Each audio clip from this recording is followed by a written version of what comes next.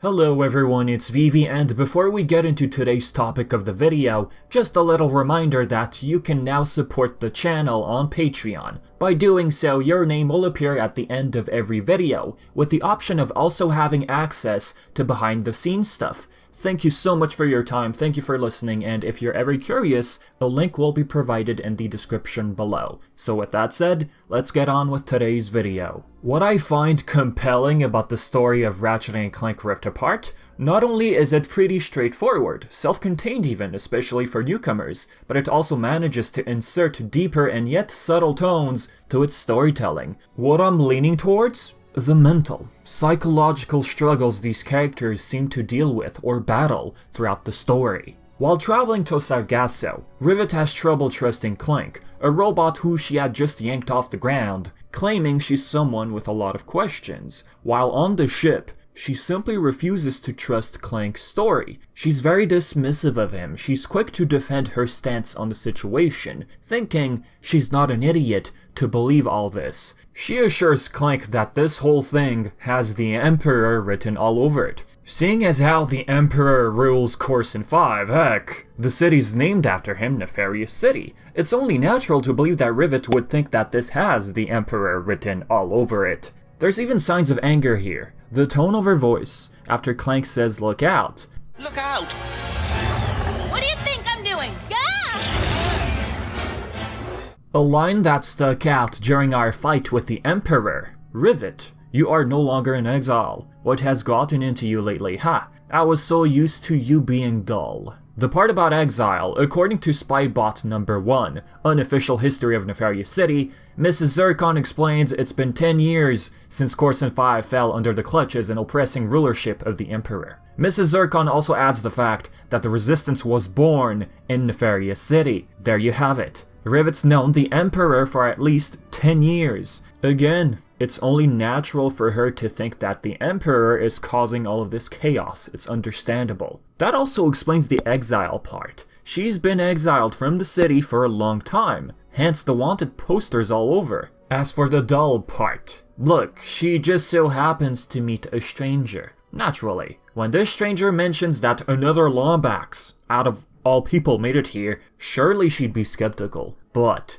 when this goes on for even longer, even after the goons bring up another Lombax, how they're looking for him, that's where you start to realize the dull part of her personality the Emperor mentions, always being on the negative. After Clank explains to Rivet that these goons are looking for Ratchet, she still decides to dismiss him, stating whatever bolts, I'm going to save my friends. It was only when she scanned through Clank's memory banks that she finally believed him. We don't know much of Rivet's background or how she interacts with her friends in the Resistance, but one thing this dismissal or resentment can stem from, it could be her trauma. She lost her arm because of a robot. She clearly said so herself before they enter her base. Look, robots aren't really my thing, especially when they're tearing my galaxy apart. Clank tells her that he's not trying to tear her galaxy apart, and yet she's quick to deny his statement until she scans him. Telltale sign of trauma in Rivet is this scene. After Ratchet and Clank are sent to Zordoom, Rivet witnesses Kit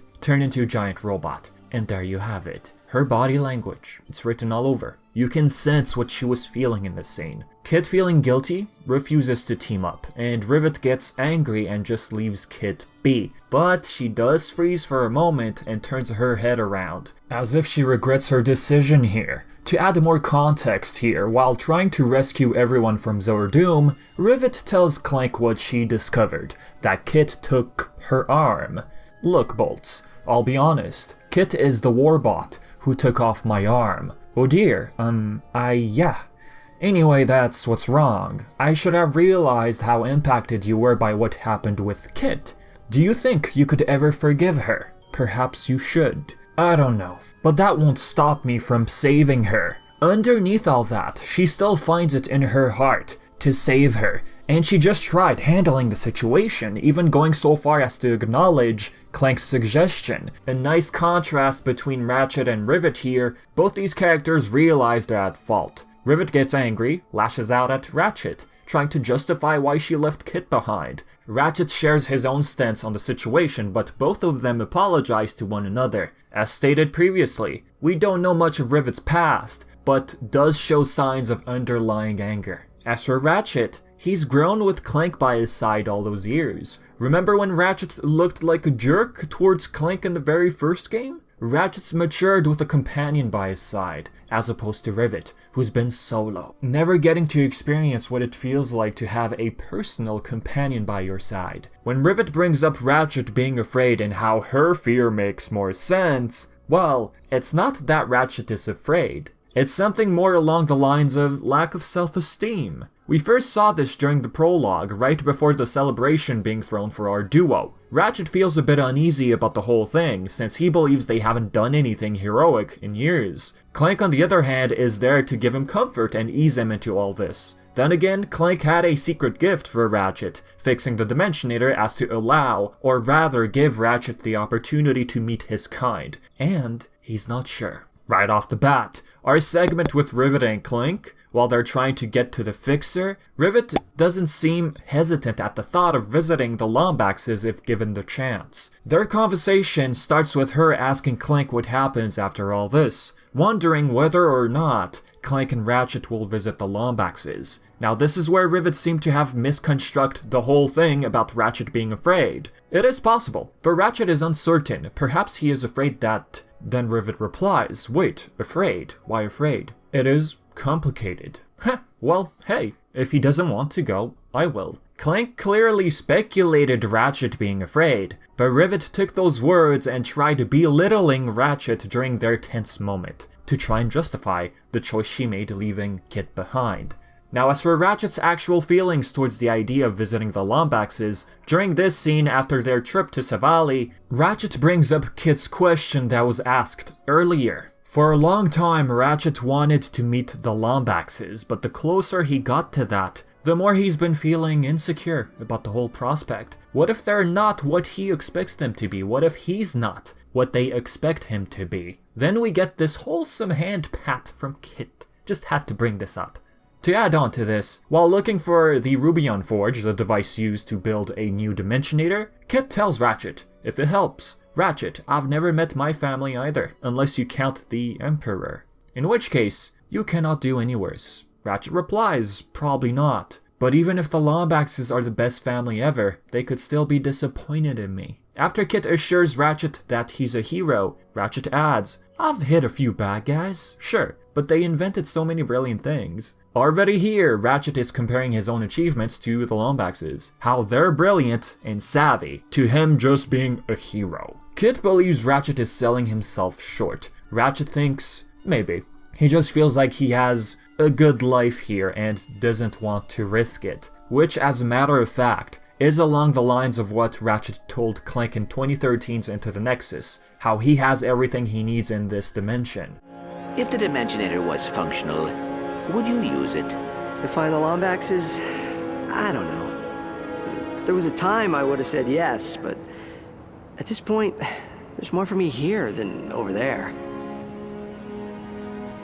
Already comparing Ratchet to Rivet, Ratchet's built companionship with not just Clank, but his girlfriend Telwyn. Two things which Rivet never got to experience, which could explain her not feeling the least bit anxious about the thought of visiting the Lombaxes. Another way to summarize Ratchet's feelings about the Lombaxes is anxiety, to put it simply. The point where you compare yourself to others and not feeling good about it. Comparing is part of nature, it happens. But when you feel low about yourself when doing so, that's when it gets bad. The more Ratchet explores Rivet's dimension, the more he comes to terms with the idea of visiting the Lombaxes, asking Clank if he would join him in finding the Lombaxes after all this is over. As for Kit and her own struggles, she's a classic case of anxiety. Something that resonated with me on a deep level is the thought about the future. Going back to this scene, Kit asks Ratchet how he's not afraid of the future. Classic.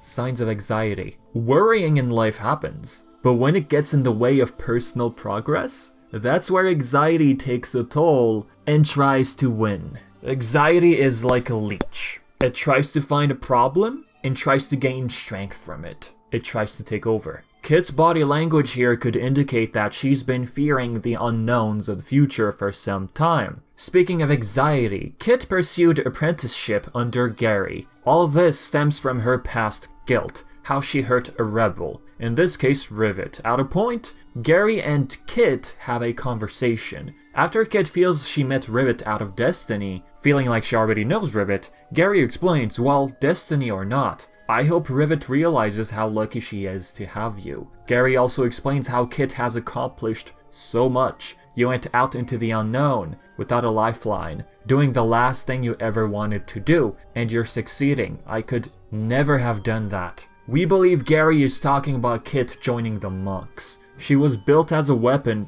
for hurt, originally. Now someone who's anxious might live in the past, or even put too much focus on their past mistakes. What is the common phrase we hear? The past is history, the future is a mystery, and the present is a gift. This is the sole embodiment of Kit, feeling guilty of her past mistakes and letting that get through her personal progress in life, haunting her. When Rivet found out the truth, Kit got sad and kept saying that she's broken and doesn't deserve a partner. Not just with Rivet, but with Ratchet as well. When she felt that urge to strike Ratchet, she felt she doesn't deserve or make a good partner. She explained to Ratchet that she was originally built as a weapon to hurt people. In this case, she's letting her past mistake define her present. After Kit had time to think, she showed up to aid in battle in Megalopolis. Rivet and Kit have this wholesome moment, and they finally come to terms with the idea of being friends and partners.